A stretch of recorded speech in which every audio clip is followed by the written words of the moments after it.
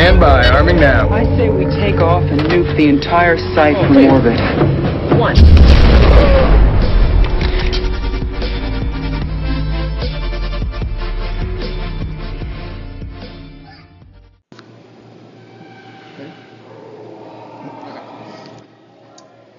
Today's final 2017 Internationals podcast is brought to you by Hanes Fruit of the Loom breathable underwear.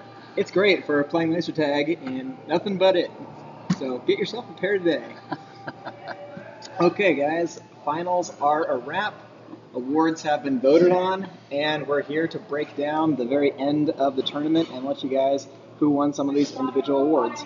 So after a hard-fought tournament bracket, we had one of the closest finals, I think, in any Laserforce tournament in recent memory. Since Chula. 2010. Yeah. Since Chula. So in 7 years, this is the closest one. I think this one was even closer. Yeah. At the end of the day. So great tournament. Thanks to everybody for participating. There was minimal amounts of shouting and recriminations after the last few matches, so that was good to see. So I'm joined today. This is DK from LFSAC, by the way, and joined by Van from Auckland. Tragedy from Brisbane. And guy next door from Auckland. So we don't have any representatives from St. Hugh's here, but we'll break down their couple of matches, I guess from their opponents' perspectives. So first match of the day, Brisbane and Sac A in the semifinal. The winner would go straight to the grand final. The loser would go down to the third place match. And Briz kind of smashed us in that game. We didn't quite get it together. We did make the first game close, as I recall, or was it the second? Yeah, I don't think we eliminated in the first game, but we eliminated in the second. But I did predict 6-0, so 6-0 it was. 6-0 it was. So Sac with our somewhat altered lineup of me running commander and then I'm switching to scout was going okay, so we decided to ride that for a little while until the very end of the tournament. So Sac went down to the losers bracket. There was a little bit of strategizing / discussion. I won't call it argument, but definitely a little bit of discussion after that. And then we moved on to the St. Hugh's versus Auckland game. So what did you guys think about that one? The first game wasn't completely terrible. It was a game. The second game, we just to borrow a phrase that has been used in so many of the previous podcasts, we shit the bed. We just did not do anything the way that we were supposed to. Yeah, I mean, I don't know what else to say. It was a tough one. Like we lost the first match, but the first match was really close. And I think if we had been able to actually get the elim in that first match, it would have made the second one a lot easier for us. Because in the second match, they just came out firing. They came out and smashed us. I felt that we had them on the ropes in the first game. Just from a rest perspective, I definitely saw that game shift back and forth about 3 times. At first, one team was getting smashed, and I said, "Oh no, they recovered," and now they're smashing the other team. And then, "Oh wait, it flipped again. What's going on?" It was tough. I was pretty gutted actually that how it all sort of came out in the wash. But really proud of the boys, and I think that they all played pretty good considering the circumstances. Invitation DK being sick for basically the week. He was bedridden. But he made his triumphant return for finals. He did. I'm glad that he got to play finals too. I've been in his shoes before. in that Chula we just mentioned. And I got to play a couple of matches in that final. But aside from that, it was pretty rough. But we ended up getting 6-0 in that, and that meant that Auckland. Sackland ended up fourth. So then moving on to the Sac A St. Hugh's game, the third place match. The first one we came out just trying to smash into St. Hugh's, taking out all of our frustrations. And we broke them down pretty early. I saw their resup get split, and I basically just kind of camped their medic, moved from one place to another, wait for 2 seconds, have them come up, put them down, and just kind of move them around downstairs. So that one was a reasonably quick elim. I think we were up by about 18, 19K after the first game. So the second game, they actually tried a different lineup that really threw us off, moving their medic over to commander and moving Sanch over to heavy. And just as so often happens with the curveballs, it really threw us. So we ended up winning that, but it's really not by an elim. It's pretty bold too, because like I thought Thunder was. Personally, he was my heavy of the tournament. I thought he was exceptional in every game he played. So it's a big call to pull him from heavy. But Sanch is pretty good too. So I mean, it seemed like you guys had a bit of a rough time with them in that game. So. We did, yeah. Off the wall definitely outscored me, so came out firing. So I'm glad they finally figured out their lineup at the very end of the tournament. So they played great though. That meant that St. Q's finished up the tournament in third place. In third. Well done, boys. So then it was back to the finals. Sake and Brisbane playing what I think most people assumed would be one more match, but then the fireworks began. So I was a ref in that game, and for how intense the game was, I felt that the game was played pretty clean and in pretty good spirit. Like both teams were throwing haymakers, and it was really, really intense. It was a very clean game. There were very few complaints from my team as far as how the opposition was doing their job, and they just walked all over the top of us. We had no answer. Yeah, once we kind of got them surrounded from the top, and you guys got flushed down to half green. I know Taipan died going down the green ramp, and that was, I think, the first moment I really thought, oh, we might have a shot, because without Taipan, they can't do the full wall and just completely screw us in an open sign. It was such a good match, though. Like, I think you're right. I think a lot of people thought that was the final match of the tournament. Yeah, people figured, Briz has it figured out. They're just going to 6-0, probably double elim, sack in both games. But it was the first and only time that Brisbane was eliminated in the tournament. Was the very first game of match 14 in the finals. So at least we can say we did that. Luckily for them, that meant that they had an extra life in the double elimination. Indeed. And that brought us to the last match of the game, which we actually had to can the first game about 7 or 8 minutes in. I think it was quite a ways into the game. Traj walked past us upstairs in balcony, and he's got blood streaming down the side of his head. Yeah, but no one was worried about that. I mean, it's only my head. So then, we weren't going to stop the match just for Traj. I didn't actually see what happened. What actually happened for the game to stop? Yama, I know, first I think tripped over Russell. Russell ran into his elbow, so he also got a cut on his head. But Sean, I think, couldn't quite get around the ref who was standing there, and his knee just got braced against the wall, got locked up, and he just went down hard. And the suit maxed out on its tolerance level and just killed itself. Right. So we definitely had to stop it after that. I was really worried at the time, actually, that Sean might have blown on his knee or something like that, but he managed to get up under his own power. And, awesome. 10 minutes later, we're ready to go. Maybe slightly hobbled. Resupply on each team. Mummy had a band-aid on each of our heads. We're good to go. I think Kiss it better. We're all good. I think one of the refs said that they saw the medics both come out at the same time. Did they both get killed out in that game or not? No, if I recall correctly, Glader was still on 10 lives, and Maniac was on about 6. Wow, the old throw the game with the injury report. No, just kidding. Well, if that was the plan, it did not work at all. Because they smashed us in the next game. There really was no two ways about it. I tried to make sure that kind of got topped off early, expecting Rusty to pull some shenanigans. The problem was people on my team were coming back to get their lives just as Rusty dropped a 3-chain and got Russell out of the game, and I very quickly found myself playing 6-on-1, and it was not the most fun I've had in this tournament, I'll just say that. Well, we quickly figured out what went wrong when we were eliminated, and we had contingencies in place to prevent that from happening again, and it worked. How do you feel that your reset did during the like? How do you feel as a reseller? How do you feel that you guys performed this tournament? Well, as a resupply, I mean, we had some teething problems because Glader and I hadn't played resupply together very much. I mean, we have, but got to get used to the playing field, got to get used to the people that we're playing with. We've got to get used to the opposition, and we can work out how we're going to resupply properly with everyone around us. Once we had all that, it was a piece of cake, just one here, one there.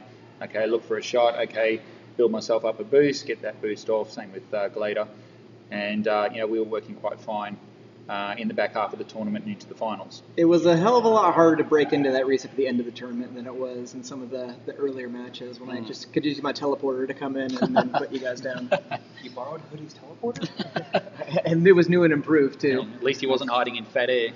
That's true. Shout out to the Oakley boys. Actually, if you're listening, we miss you guys. We wish you could have been here. Well, Yeah, it would have been awesome. I mean, Steve-O misses you. I don't. It's because Stan's a jerk. I am a jerk. All right, so at the end of an insane final series, the standings put Sac A at number 2. Yep, we did win. We did win the second game of the very final match on points. On points, that's right. So actually, both finals matches were 4-2. Both teams took 2 games apiece, but Briz won the crucial matches when they needed, and they smashed us in that first game of the grand final. On that, was that something that you guys decided was your game plan? Like you knew that you had the limb, so you as long as you didn't get killed out, or is that just kind of how? Essentially, no, that wasn't it. It was a secondary game plan. Just don't get eliminated. But basically, we just wanted to look for the elim because it ensures the win, as opposed to just trying to play it safe and then accidentally getting killed out of the game. So we kept the pressure on because that's the best way to really keep yourselves going in a game. You pressure the opposition, you don't let them come to you. So our game plan was not to sit back and try and rest on our laurels. And I definitely want to give a shout out to Venom, who we switched back to Commander for the very final game, so he could have one last ride. And he smashed. He was great. He got about 12,800 points. Wow. He beat Rusty on points. And didn't get torn up by the scouts. So I guess he finally figured Brew out. So, great job to my teammate. Congratulations to Brisbane for winning, and I certainly appreciate you guys. It was a great match, great tournament. I think it was very close. I'm glad that we were at least competitive and we could give you some drama at least. Pretty awesome. Yep. And well done also to my team. Rusty obviously just excels wherever he goes. This is Taipan's first tournament away from home in a Laserforce tournament. You played great. I think. He did exceptionally well as well. The 2 scouts, Fredo and Brew, certainly backing up the 2-3 hits with their attacks and also even in defence with us as well. And obviously Glader, who's sitting there in the medic corner, just popping out the lives here and there, a bit getting casual. told off by his team. Yeah, give me some lives. No, don't feel like it. Yeah. See you later. We had the tall scouts on Brisbane against the short scouts on Sac. So I guess those tall bastards that came in on top. Yeah, you can't always get under the legs, mate.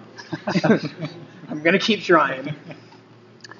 All right, so massive congrats again to Brisbane for taking out the number 1 spot in the tournament for this year's 2017 Shocking no one. Internationals.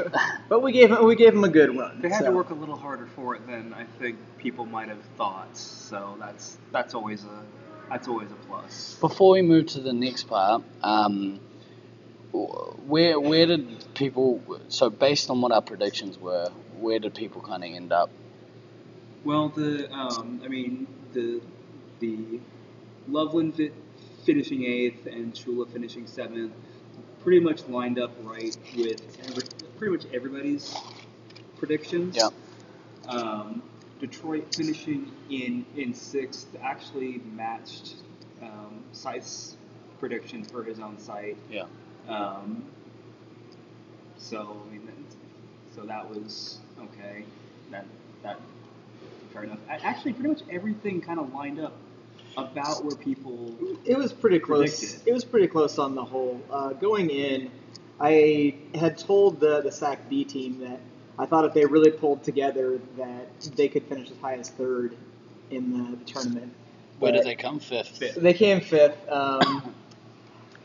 They fell apart a little bit during the week. They definitely had their moments. They played great. I think they were about one player away, really, from kind of reaching that next level. Either a player who could be sort of the glue guy on that team to hold them all together, or somebody else who just would be a power attacker. But on the whole, I think we were pretty close on the predictions. St. Hugh's, if anything, I think shocked a lot of people with how well they played. Because not only did they take third, it was a pretty decisive third place, both in the points and in the final matches. Yeah. They killed it all week. They had a couple of little meltdowns, but yeah, they played awesome. I'm forgetting they actually beat us 2 in a game. They did. They did too. They did. They were the only other teams that take you guys down. So, all right, so we were pretty spot on with our predictions about where people were going to finish up. That being said, it was still, hard to kind of pick, place those teams where we placed them. But yeah, and it was not a tournament that I've seen in some previous years where after day one, you already pretty much know how the tournament's going to end, and it's just getting through the games. There was a lot of jockeying for position. There was a lot of unpredictability. There was a lot of back and forth. So I thought it was great. Great tournament.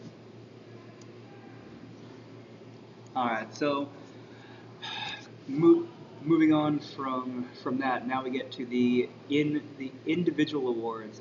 So we had player voting after the round play before finals for Players' Choice All Stars at each of the positions.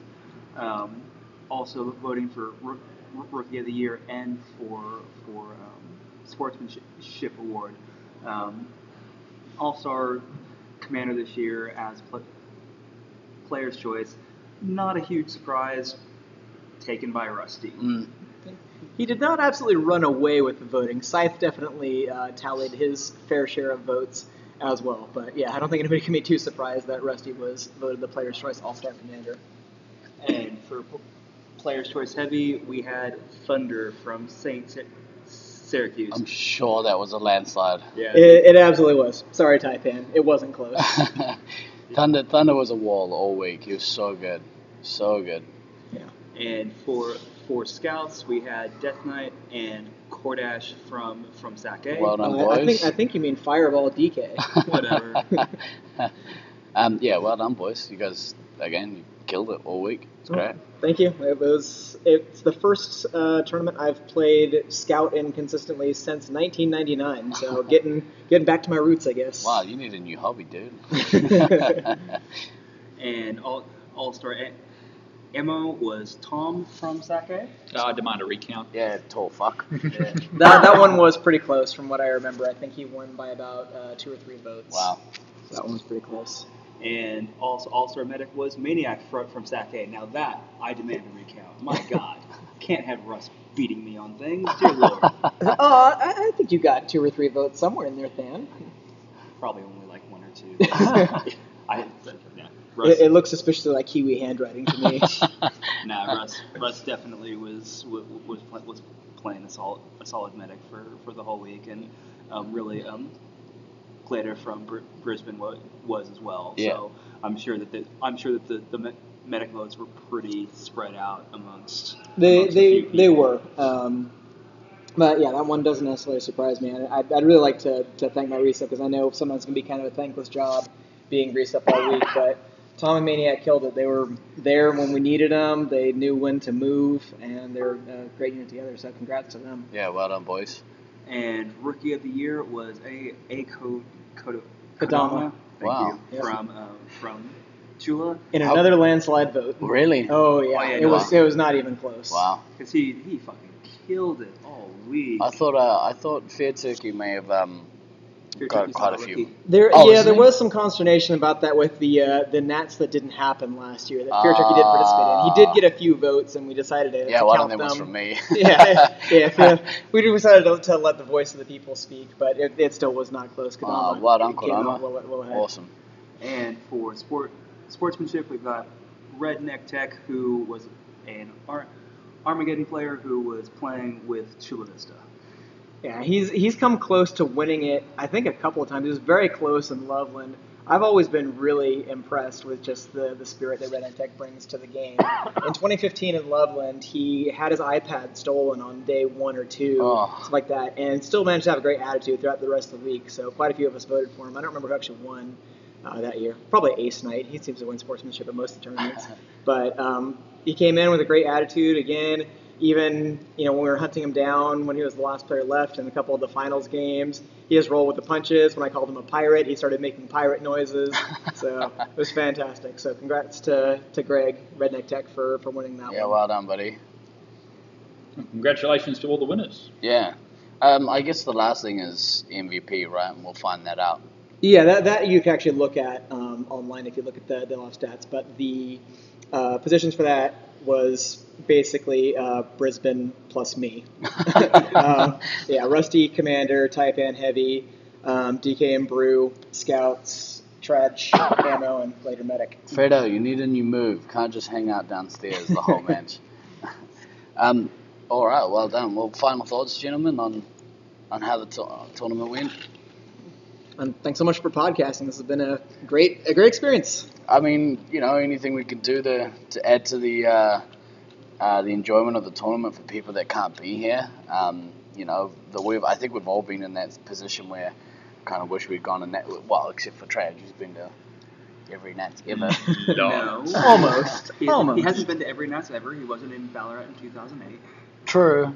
Hence why we won. Yeah. Thanks for that. But Anything I can do to help. But yeah, we understand that people kind of want to be here, so anything that we can do to help immerse them in the Nats experience as well, I think is always fun. Yep. Yeah. So see everybody next year in Brisbane. Get your asses there. Yeah, make sure you buy a plane ticket. It's going to be dope. All right, Brisbane's awesome. Let's get there. Let's see everybody. Let's get more than 8 teams. Let's get more than 18. Let's Let's get more than 4 U.S. players. That was embarrassing. Yeah. I don't know if I can handle more than 8 teams. It's too many people. Too many jerks. Well, we all are. It's too many hugs. Well, we got 4 sitting at this table, so. True. We're all jerks. That's what we do. Yeah, thanks for joining us. Let's go have a drink, shall we? Yeah. I need a drink. Multiples of drinks. The Fireball DK is loose!